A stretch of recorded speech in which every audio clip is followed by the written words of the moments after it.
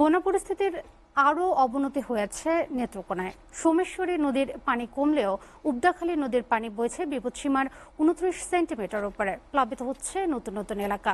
পানির তোড়ে ভেসে গেছে ফসলের মাঠ, মাছের ক্ষেত। নেত্রকোনার সার্বিক পরিস্থিতি জানাতে সরাসরি যুক্ত হচ্ছেন সহকর্মী দেবুল চন্দ্র দাস।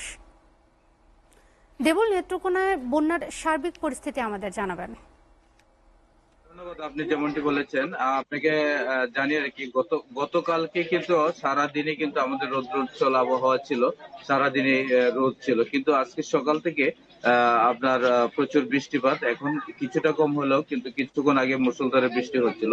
তো আরেকটি বিষয় হচ্ছে যে আমরা পানি উন্নয়ন বোর্ড থেকে যে তথ্যটি পেয়েছি, কংস নদীর পানি কিন্তু আপনার কমতে শুরু করলেও কিন্তু মুক্তাখালী নদী পানি কিন্তু আজকে আপনার বিপদ সীমার 28 সেন্টিমিটার, মানে গতকালকে চেয়ে অনেক বৃদ্ধি পেয়েছে। বিপদ সীমার উপর দিয়ে প্রবাহিত হচ্ছে। এতে করে কিন্তু আপনার যে নির্মাঞ্চল এলাকা কিন্তু প্লাবিত হচ্ছে এবং মানুষের ঘরে কিন্তু পানি প্রবেশ করতে শুরু করেছে। তো সার্বিক অবস্থা এখন পর্যন্ত আপনার নেত্রকোনার যে পানির অবস্থা অনেকটাই আপনার অবনতির দিকে।